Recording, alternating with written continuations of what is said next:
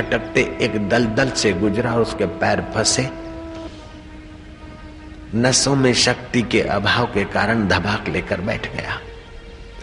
भगवान नारायण कहते लक्ष्मी फिर क्या हुआ, ध्यान से श्रवण करो। शिव कहते हैं पार्वती, भगवान नारायण सुना रहे लक्ष्मी को जो बात, तुम श्रवण करो। आते जाते लोगों के हृदय में दया उपजी। उस बैल को निकालने के लिए सींगों से किसी ने घसीटा तो किसी ने पूंछ से खींचा, लेकिन अपनी ताकत न होने के कारण वो अभागा वहीं पड़ा रहा। कहाँ तो बनिया दो दुकानों का मालिक और कहाँ कर्म की गति। कर्म की शुद्ध कर्म करने की महिमा न जानने के कारण मनुष्य जीवन ऐसे खान पान में खो दिया, बैल होकर पड़ा है।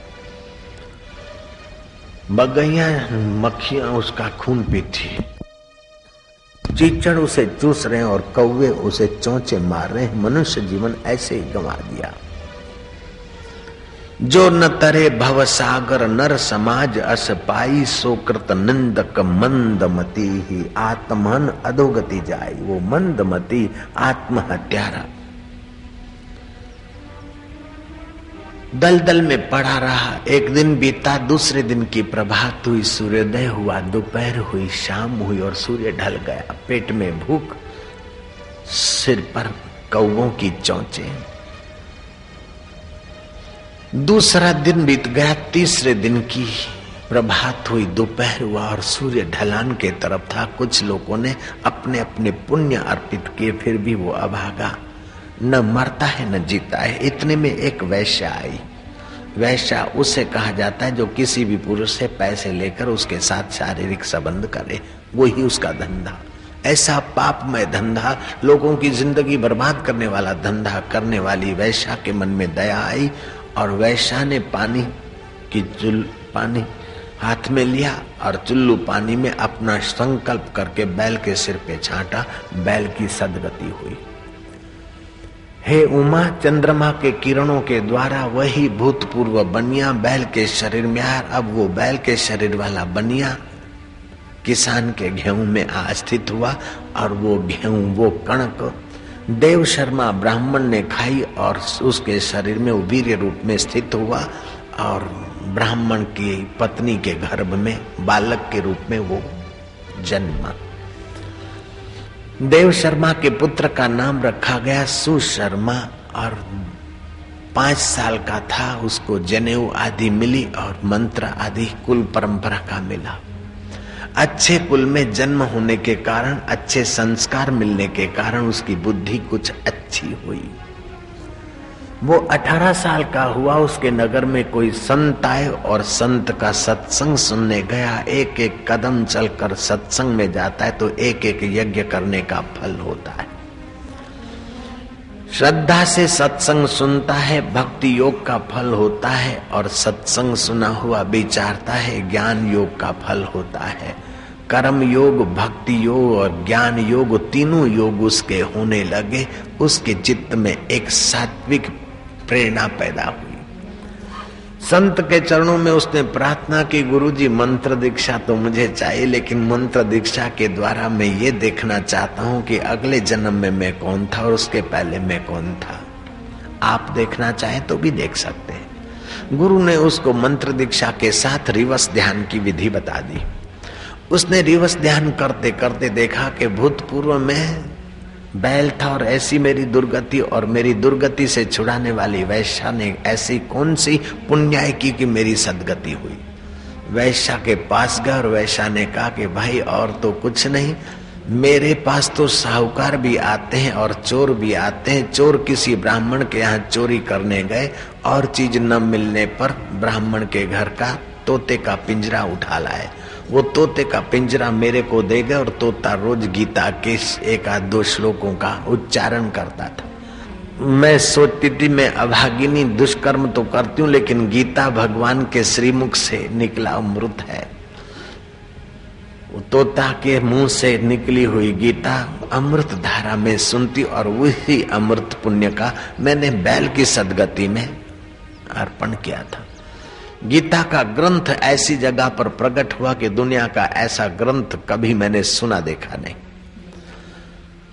घोड़े हुंकार रहे, हाथी चिंखाड़ रहे और एक दूसरे के खून के प्यासी प्रतिशोध की आग में योद्धा तप रहे हैं।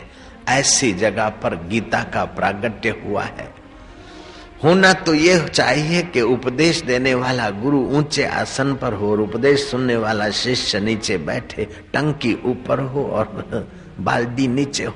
लेकिन यहाँ तो उल्टी चाल चलते हैं दीवाने, दीदार के लिए बंद करते हैं आंखें। ऐसा ही हो गया कि भगवान जो है वो साक्षात परब्रह्म परमात्मा तो सारथी बना बैठा है, उपदेश देने वाला, और जीव रथी बन बैठा है। कितनी है करुणा इस भारत के भगवान में। बीरबल से अकबर ने पूछा कि तुम्हारे भगवान कैसे, वेरी ऑर्डिनरी पर्सन, कहीं कृष्ण होकर आ गए, कभी राम होकर आ गए, कभी कहीं अवतार होकर आ गए, तुम्हारे भगवानों को कोई काम धंधा है कि नहीं? हमारा अल्लाह तो कभी नहीं आता, जय नारायण। हमारा अल्लाह तो कभी नहीं आता, भेज देता है अपने पीर पैगंबर को। हमारा अल्लाह बड़ा, तुम्हारा भगवान कुछ भी नहीं। बीरबल ने कहा इसका प्रैक्टिकल उत्तर मिलेगा। कुछ दिन बीत गए, बीरबल ने यमुना विहार का आयोजन किया, नावें मंगाई गई। एक नाव में अकबर बैठेंगे और उनकी खास दासी, और दासी के गोद में होगा अकबर का नन्हा मुन्ना नवजात शिशु। योजना बना दी, अकबर को कुछ बताया नहीं। उस योजना में आइडिया लगाए कि नवजात शिशु असली नहीं होगा, मोम का बना होगा और उसके अंदर लोहे का पीस डाल दिया गया होगा।